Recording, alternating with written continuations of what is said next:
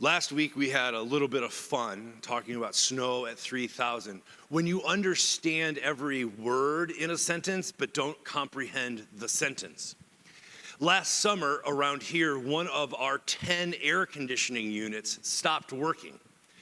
And we did not have a map readily available for me to figure out which of the air conditioning units was out. Because it turns out, and it's actually a really nice design once you understand it, that the air conditioner for any given area of this facility is on the floor above it, right? And that makes sense because cold air descends. And so once you figure that out, then whatever area that you're trying to focus on, you have to go one floor up to find the unit. So while I was trying to decode this little map that was given me, I went over to our heating and air conditioning place just around the corner, and they gave me this little packet of all of the units they've ever worked on in this building, and I was trying to decipher which one correlated with which thermostat. So the thermostats are numbered, as are the air conditioning units, but they're not in the same place. And so the one I was looking for had a very interesting descriptor on it. It said, by the choir robes, by whites. And I thought, okay, what's that mean? I understand each word in the sentence. I don't understand the sentence. So as I walked around, it took me 2 days because we have blue choir robes that are kept in one place on the third floor. And apparently there are some red choir robes somewhere around here, but I was looking for some white choir robes because that's sort of what I deciphered that this thing meant. And I was looking everywhere, so finally I had to call somebody who I thought would know the answer, and I said, do we have white choir robes? I said, not that I know of. And I said, well, then I don't know how to find this air conditioning unit that I'm looking for. And he said, tell me exactly what it says. And I read it to him. And he said, where the townhouses are built next door, used to be a funeral home called White's. Well, how could I possibly have known that? How could I possibly have known that? Well, a couple weeks later, Jan, who's here today, and one of my favorite people in the congregation, was telling me a story, and she said, it's out where the old Safeway used to be. And I said, I don't know where that is. And she said, it's in that same shopping center. I said, still not helpful. I don't know where it used to be, and it reminded me of a joke. There's a joke that says, you go out past the red barn and hang a left, and if you get to where the oak tree used to be, you've gone too far. Well, how would I know where that is, right? That's what biblical prophecy feels like to me, especially when I see it through the eyes of people who have not spent a lot of time with biblical prophecy. I understand the words in the sentence. I don't know what the sentence means. Robes, the choir robes by whites? I don't know what I'm looking for. And I need help to decipher this. It always makes me think of one of my favorite concepts. There's this Lacanian psychotherapy, there's this idea called the experience of absence and the absence of experience. And it's one of my favorite concepts in the world. So when we come in here together, for example, and we are singing the songs, the words are up there, we're all in the same place at the same time, doing the same thing, and yet we're having very different experiences. Because for some of you, you are experiencing the absence of people you used to sit in these seats with. You remember when the choir loft was full, or when the balcony was full, or when the Sunday school, the children's Sunday school was full, and you experience the absence of those things. But those of us who have started attending more recently, we're having the absence of that experience. So even though we're in the same place at the same time doing the same thing, we're having very different experiences. This is always brought home to me on Christmas Eve. Christmas Eve, as I'm setting up for the candlelight service and I'm hearing these classic carols, I miss my mother very much. Christmas Eve was a time when we as kids were all home and we would go to a Christmas Eve service together, and it was my mom's favorite thing. And every Christmas Eve, as much as I love the candlelight service, I experience my mother's absence. But some of you don't know that. So you're having the absence of that experience. And sometimes when we sing songs, if it's a familiar song to you, you might have a positive reaction to it. But if it's a song that's brand spanking new to you, you might think, oh, it's a little corny.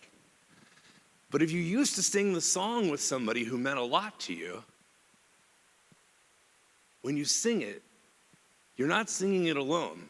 This week I was wandering around cleaning up from a couple things that we had, and just out of the blue, this old song comes trucking into my head, and I'm walking around here completely alone, singing, "Oh, how I love Jesus.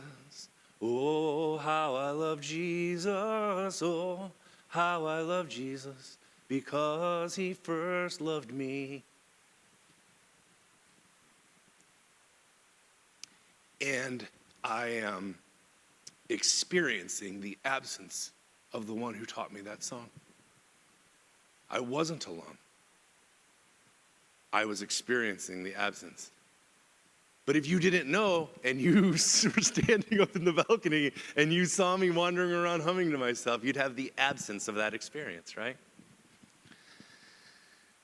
I love this concept so much. It helps me to know that in a room like this, afterwards, when we're debriefing at coffee hour or if we talk during the week, there may be something going on with you where more than anything that I say, there's another message coming through, and that you are receiving a broadcast on a register that I'm not, generating. People repeat back to me all sorts of things that aren't exactly what I said or meant. Right? But they're having that experience, and it helps me to understand why. This week in Wednesday night Bible study, we read John chapter 1. And I think one of the most profound verses in all of Scripture says that the Word became flesh and dwelt among us. To know that the Logos, the eternal knowledge, the divine idea, enfleshed, embodied, and hung out with humanity for a while. Scripture also says, the next verse says we didn't understand it. But to know that in the divine experience is that presence of this human connection, that God is not ashamed or distant from us, that the Word became flesh and dwelt among us. And the reason that hangs heavy with me is because we have entered into Lent. This past Wednesday was Ash Wednesday, and we're getting ready for the Easter celebration. But before we get there, we have to pass through Good Friday. And part of our Good Friday remembrance celebration are the 7 words of Jesus from the cross. And one of the things that gets said that day that hangs heavy with me is when Jesus experiences the absence. He felt God forsaken. And he cries out, my God, why have you forsaken me?" I can't tell you how many people have tried to comfort me, or they would have tried to comfort Jesus by saying, he wasn't really God forsaken. He just felt that way because he had taken on humanity's sin. And they'll try and say, but he wasn't God forsaken. Right? And I say, not so fast. Let's just sit with it for a second. Because not necessarily in the Protestant tradition, but in the Catholic tradition, it's really important to understand that one of the ministries of Christ is to intercede for us before the throne.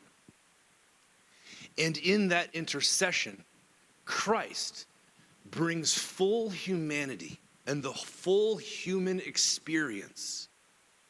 So if we want a high priest, that's how we talk about it, a high priest who brings us fully before the presence of God, then that high priest had to have experienced all of the human experience, including, I would argue, being abandoned, feeling alone, being God-forsaken, damned. That has to be a part of the human experience in order for the great high priest to intercede for us before the throne of God. It's something to think about. There is a tradition within Christianity that says this is why we teach that after the cross, when Jesus' body was taken down, that Christ descends into hell, both to proclaim victory over death, but also to liberate those who had suffered. And in this, the author of life dies, which means that he's twice dead, double dead. You will never be more dead than Christ was in that moment. That's the experience of absence. And it is out of that new creation and new life and resurrection come. It's why we can be a people of hope and proclaim good news, but you can't get there without passing through that deep darkness first.